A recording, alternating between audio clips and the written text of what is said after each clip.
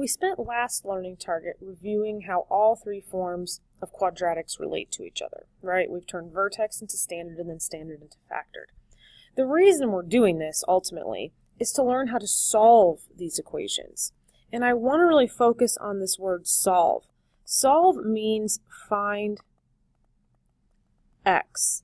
What can you plug in to x to make your equation true? Now, we haven't done this in a very long time. We've been factoring, we've been simplifying, but we haven't actually said, look, x equals something. We tried to do it in Unit 11, and I think a lot of us got really confused. So this learning target is just focusing on what we tried to do in Unit 11, which is solving. In order to get to that, I want to take us back to lines, because lines is something you guys are very good at. And solving lines involves finding x. And we can do that. A lot of you undo them. You move x on one side, you move the numbers on the other, you divide both sides, etc. So I want to kind of review what that looks like and how we can relate that to what we've been doing with these quadratic graphs. So let's start with graphing some lines. So remember that when you graph a line, this 6 is your y-intercept, so you plot 6 there. And then remember that this number in front of x is your slope.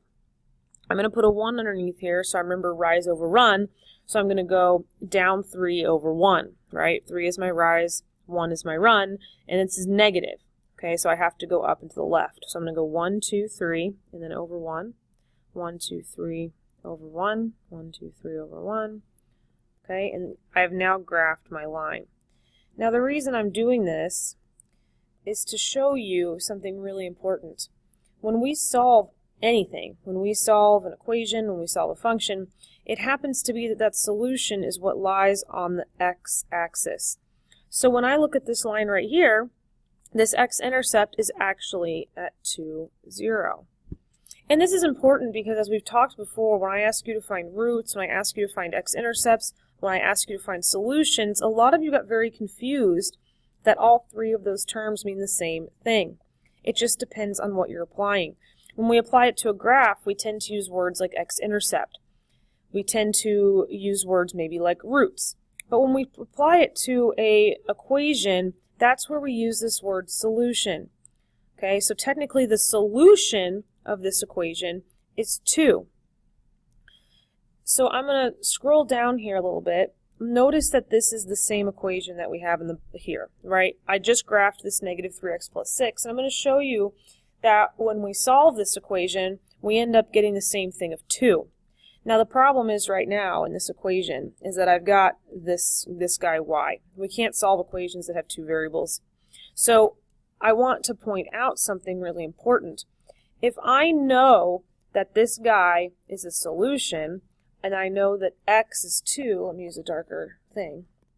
If I know my x is 2, if I know that this point is my solution, then when I look at this 0 right here, I know that y is 0. That's really important because when I go to solve these equations, I'm going to go ahead and replace that y with 0 because I know any solution to any equation is going to have y be 0 because any point along this axis has y being 0. That's a really important concept, and honestly, it's why we call these solutions zeros, because it's always where y is 0. So when we're trying to solve an equation, we're always going to want to replace that y with 0 if we've got 2 variables. When I do this, I'm going to bring down the rest of this equation, and I'm going to start solving for x. I'm going to subtract 6 on the other side. I'm going to bring down my negative 3x and my equals. 0 minus 6 is negative 6, and when I divide both sides by negative 3, I end up getting that x equals 2. So notice how I've solved this equation. I have found x, and I know that when x is 2, y is 0, and that has to be along the x-axis, which is what a solution is. Okay, really important to make these connections between the graph and the equation and why these things are named what they are. Okay, I'm going to do a second example for you, very similar to this one. The only difference, and this is something we have to be good at, is that notice that I don't have y by itself to graph this line. Remember, when we graph a line, it has to be in y equals mx plus b form. So to get this to be y equals, I'm going to divide both sides by 2. and get y alone. The 2's cancel out, and I have y equals negative 2 divided by 2 is negative 1. Negative 4 divided by 2 is negative 2. So this is what I'm going to graph on my grid. So I'm going to start at negative 2, because that's my y-intercept, negative 2. And then my slope is negative 1. So that means I'm going to go down 1 over 1 on my grid. So it's going to look like this.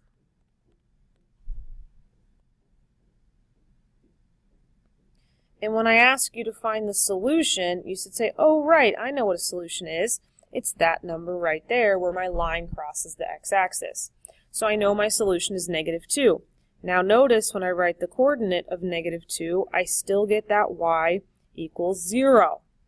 So if I have an equation and I don't have a graph and I want to find the solution, you're going to take that y and you're going to replace it with 0. That was the bell. Okay, so now I've got replacing y with 0, and I'm going to go ahead and solve this equation. Okay, you'll notice that you're going to get 2 times 0, so that cancels out to 0. 2x plus 4. I'm going to subtract the 4 over on the other side to get rid of it over here. I end up getting negative 4 equals 2x, and when I divide both sides by 2, I get x equals negative 2. Which makes sense because, again, like I said on the graph, that is where it crosses the x-axis.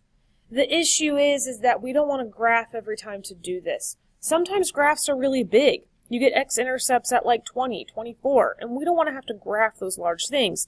We want to be able to just look at the equation and solve it, but we have to understand that y is 0 going into this. Okay, so this page was just kind of setting you up conceptually. So as we go forward, let's talk about quadratics now. Remember, a quadratic is an equation that has this 2 as an exponent. That's what makes it different than a line. We've got this x squared situation. The problem is that they're a very different animal. They act different than lines because we cannot get x by itself. Notice that in the other equation I had down here, when I drew my line, I can get x alone. I can subtract 4, then I can divide, and boom, x is by itself. When we try and do this with a quadratic, we run into some issues. The major issue is right here. If I want to get 8 on one side, so I'm going to subtract the 8, I get 6x equals negative x squared minus 8. Now, if I want to get the x's on the left side, I would naturally add x squared, because then it cancels out, and I'd get x squared here. But if you remember from earlier in the first semester, 6x and x squared are not like terms. We can't add them together. So when I rewrite this, I get x squared plus 6x equals negative 8, and I haven't accomplished anything. I've just moved stuff around. I can't actually get x by itself, which really presents a large problem, because I want to know what the solution is. I want to know what needs to go here and here to get negative 8. What number, when I plug in for x here, I get negative 8. And notice there's no y in this equation. So really y is still 0 because it doesn't exist in this situation. Okay, so mathematicians have found a really sneaky way to do this. I mean, it's pretty sneaky. It's not very obvious, and it's kind of manipulating a really simple concept in math. And that concept is called the zero product property. And you guys all know this concept. You know that if we have two things, right, two numbers, and the product of those two numbers is 0, then this is saying that at least one of those numbers has to be 0. And I'll show you what I mean. If I want something to equal 0, and I have a 4 times something, what does that something have to be to make my answer 0? Well, it has to be 0. Okay, again, if I want a 0 and I've got a 2 here, the only way I can get 0 is if the other number is 0. Right? So this is a really important idea. I can't multiply anything to get 0 unless one of those things is 0. Okay? So algebraically, the way to think about this, if you have a times b and it equals 0, right? I've got two numbers and it equals 0. then what this property is saying, it's saying, look, either this A has to be 0 or the B has to be 0. They could both also be 0, but to get this 0, one of them has to equal 0. Okay? Now this is useful because when I want to find a solution, I know that y is 0. So I can use that fact to kind of be sneaky about solving. Now, to do this in algebra, we have to have our equation look like these two equations. And I'm going to show you why. Because when I have these two equations, and this is called factored form, when the two parentheses are together, you are multiplying these two things. You're multiplying this thing times that thing. Now this is important because we just talked about, well, 4 is a thing, 0 is a thing. So one of these numbers has to be 0. Either the 4 is 0 or the 0 is 0. That concept is the same. Either this 3x plus 4 is 0 or the x minus 5 is 0. Because I get that 0 as an answer. So one of these things in parentheses has to be 0 for this equation to be true. That's the core concept here. So we can take, I'm going to erase all this. With that said, the way to do this is to take each one out. I'm going to take the 3x plus 4 and I'm going to pull it out of the problem and say, well, this 3x plus 4 has to equal 0. Or this x minus 5 has to equal 0. This is a logical conclusion. Right? Mathematically, this is a logical problem. You're thinking about what has to equal 0. Okay? So it's not your typical, oh, make an area model, oh, multiply and add. We're stretching a concept and being sneaky about how we can look at these equations. And the reason this is so cool is because now, with these pulled out, you can treat this like an old school equation that you've learned in middle school. You can subtract the 4 on both sides, get 3x equals negative 4, and look how here we've gotten x by itself to get negative 4/3. Same thing here, I can add the 5 over and get x equals 5. Now, I know that this doesn't look like a quadratic because I don't have an x squared. But we've learned that factored form, in fact, does form this shape. And the reason that there are two answers, right? It's weird that you've got two answers. That doesn't usually happen. But the reason we have two answers, and I'm going to show you in the calculator here, is because unlike a line, quadratic usually crosses the x-axis twice. So what I'm going to do is I'm going to take this 3x plus 4, I'm going to graph it. So I've got parentheses 3x plus 4, parentheses, times parentheses x minus 5. So I'm taking this equation and graphing it. I really hope you're paying attention right now. I really hope that. I know some of you just put your headphones in and go along, but I'm going to be extremely frustrated if you're doing that right now, because this is really important, this concept. When I plug this into the graph and I hit graph, notice that my graph touches at 2 points. It touches here and it touches here. Notice that this is touching at 5. 1, 2, 3, 4, 5, and that's one of my answers. The other answer is negative 4/3, which is a little bit less than 1, which makes sense. So see how all of this is connected. It connects to the graph, it connects to the equation, and it connects to our zero product property. So I know the math I'm doing is correct. Okay? Now, sometimes you get factored form that looks like this, where you've just got that x on the outside. The same idea applies. This is still multiplying. You're multiplying the x by x plus 1. So similarly, I can take that little x out, set it equal to 0, and I can take the x plus 1 out and set it equal to 0. Now this is actually easier because there's no math involved here. This is already solved. So that means that x equals 0. That's one of my solutions. And then over here, my other solution is going to be x equals negative 1. And again, if I go back to my calculator and I go to y equals and I plug this equation in, x parentheses x plus 1 parentheses, and I hit graph, notice this graph, it crosses at 1. I can zoom in a little bit here. Okay, you can't see it very well. If I can go to the let's see here. Let me change my window. Let's do negative 3. And this is helpful. Notice I'm changing my window here. A lot of you might want to, I clicked window and now I'm kind of changing my window so it's more zoomed in. I don't need y to be that large. I can actually just do like negative 5 and my y max can be 5. And when I hit graph, notice I'm much more zoomed in and you can see that this graph actually touches 0 here and it touches negative 1 here. So again, I know my math makes sense because I know that solutions to equations are also x-intercepts all the time. Okay? All right, then the next step moving forward is if I don't give it to you in factored form. Most equations aren't in factored form. So if I give you an equation like this in standard form, how do you know what to pull out? This is all addition, x squared plus 4x plus 3. The zero product property doesn't apply. It has to be a multiplication problem. So let's go ahead and graph this first. I'm going to go to y equals, sorry about these bells, guys.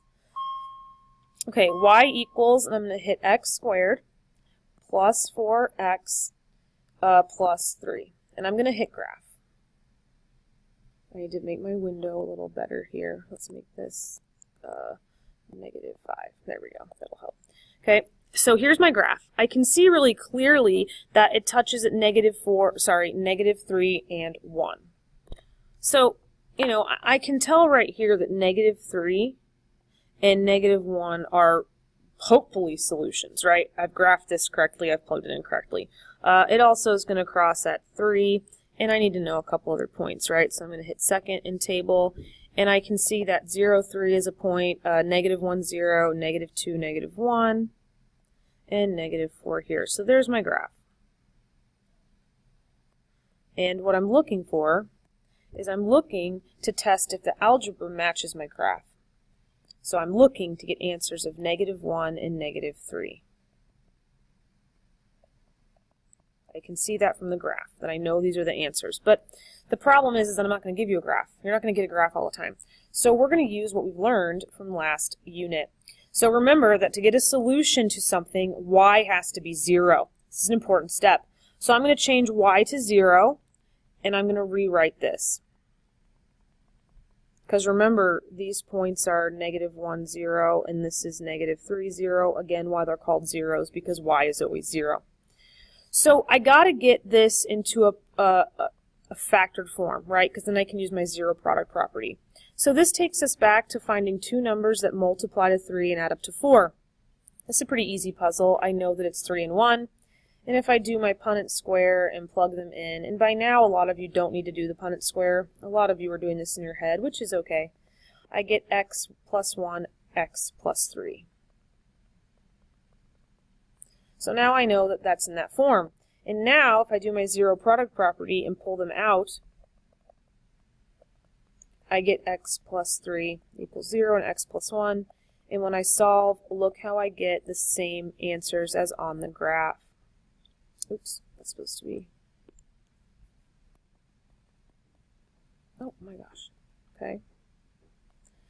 If you do not show this work of pulling your factors out, and if you're just in your head thinking the signs change, I will mark it wrong, 100% wrong, because you're not showing that you understand why, especially when we get to fraction answers. Okay, I will not accept that. You need to understand that not every answer is just a sign change. Okay, but do notice that algebraically and graphically they match up. So the last thing I want to talk about then, before that, I want you to try this. I want you to graphically put it on your graph. You can use your calculator. And then I want you to show algebraically that the answers match. So I want you to do exactly what I did in the last problem. So I want you to pause and I want you to try this. Again, if you don't show me your work and try, I'm not going to let you move forward. So if you're stuck, come ask for help. All right, go ahead and pause and try. You should have gotten solutions of -6 and -2. So when you come show me your notes, I want to see your graph and I want to see your algebra for both of these solutions. The last thing we have to do is now more of the tough part. The tough part is that we're going to stop using graphs to check and we're going to start looking at just quadratic equations.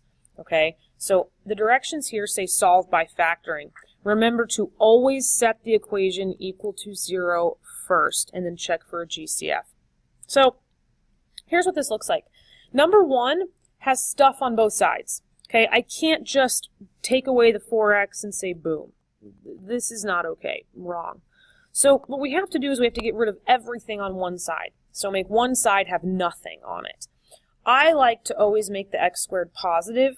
So when I do this, I'm going to add the x squared over first. I don't like dealing with negative x squareds. So I'm going to go ahead and add the x squared over.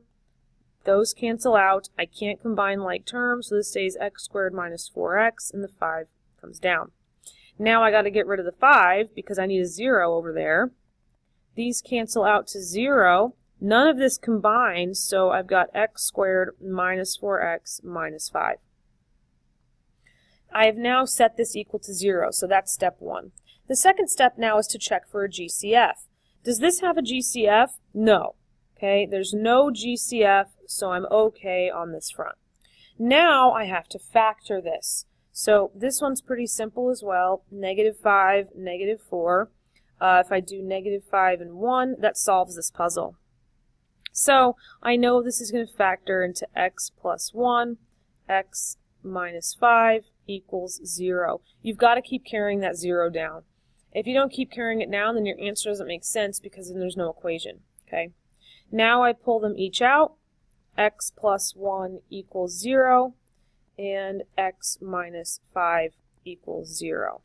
When I solve this, sorry I didn't give you guys enough room here, I get x equals negative 1, and here I get that x equals 5. Okay? So those are my two answers. You need to put boxes around those answers. Wow, guys, I really didn't give you enough room here. Let me rewrite that somewhere else. Okay, so I get x equals 5. I will give you guys more room in the future. I apologize. Okay, so that's number 1. All right, number 2. Number 2 is a little different because now we've got some stuff that can combine on both sides. So again, I'm going to try and get the n squareds positive. So I'm going to subtract n squared on both sides. Sorry, minus 5n squared. I just dropped my pen. Minus 5n squared on both sides. These cancel out. I'm left with 3n squared minus 14n equals negative 8. Add the 8 over to get it equal to 0. And then I'm left with 3n squared minus 14 plus 8 equals 0.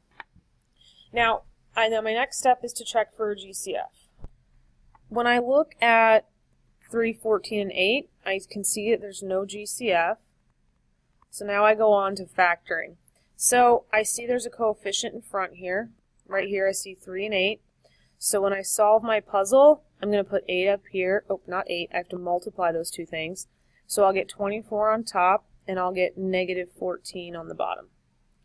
When I look at this puzzle, I know that negative 12 and negative 2 will work, and I can't do that in my head. That has a coefficient in front, so I've got to do the Punnett square. So I'm going to put 3n squared here. I'm getting that from this. I'm going to put the 8 here, getting that from here. And then I'm going to take the negative 12, put it in here, and the negative 2 and put it in here.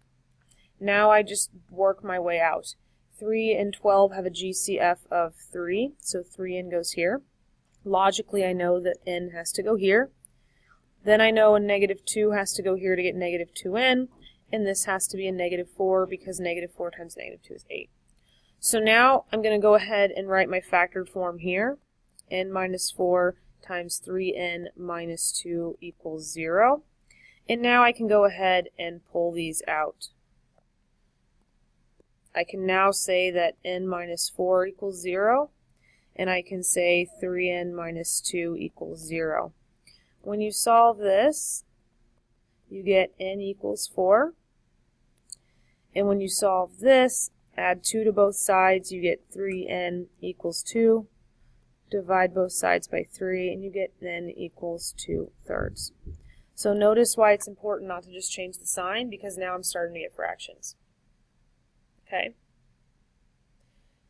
The next level of problem is a problem like number 3. And this one's a little different because we're going to have a GCF here. So, oops, I didn't mean to do that. Alright, so I'm going to go ahead and do my first step of getting it equal to 0, subtract that 15n. I get 3n squared minus 15n minus 18 equals 0. Now when I check for a GCF, I see one. It's 3, so I'm going to pull the 3 out like this, and then rewrite what's inside. N squared minus 5n minus 6 equals 0. When I go to factor this, I do my puzzle, negative 6, negative 5, and I can see that negative 6 and positive 1 work here. So I know when I don't have a coefficient in front, I can go ahead and just take them straight from my x. So I'm going to get n plus 1 times n minus 6 equals 0. Then the last step is what we've just learned. Oops, sorry. There we go. I'm going to pull this out. Now the weird part, before I do that, I'm going to explain that you've got 3 things here. Maybe you don't see 3 things, but I definitely see 3 things. You've got the 3, you've got the n plus 1, and the n minus 6. Now, these are all multiplied together. The 3 is multiplied by the n plus 1 and the n minus 6. So technically, you know, the 3 could be 0, the n plus 1 could be 0, the n minus 6 could be 0. However, when I go to pull the 3 out, oh, what's my thing doing here? It's messing me up. Let's try this again. There we go. When I pull the 3 out and I set it equal to 0, I look at this and I think, wow, that doesn't make any sense. Is 3 actually equal to 0? No. So this is kind of like fake news. Like technically, I should pull that out and maybe it's 0, but it's not real. I'd like to see you doing this on your work to show you understand the property, but ultimately that's not going to be a solution because 3 can't equal 0. However, the others can. N plus 1 can be 0, and n minus 6 can be 0. So when I solve these, I get n equals negative 1, and here I get n equals 6.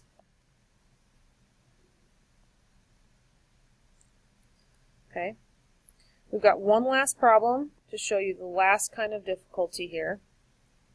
I'm going to go ahead and erase everything because my Smart is lagging. So I'm going to go ahead and erase all of this, so make sure that you pause it and take all the notes you need because I'm going to go ahead and erase this right now. Okay, last problem. I know this video is long, guys. You're doing great. I'm going to set this equal to 0, so I'm going to add 4n over. Notice I like to line up like terms with like terms. It just makes it helps my brain. So I get 6n squared plus 3n minus 17 equals 1. Subtract the 1 over 6n squared plus 3n minus 18 equals 0. I'm going to check for a GCF. It does have one. GCF is 3. So I'm going to pull the 3 out, and I get 2n squared plus 1n minus 6. Okay, when I go to solve this puzzle, I have to multiply these two things to get negative 12. In the middle, that's an invisible 1, so I'm going to put 1 here.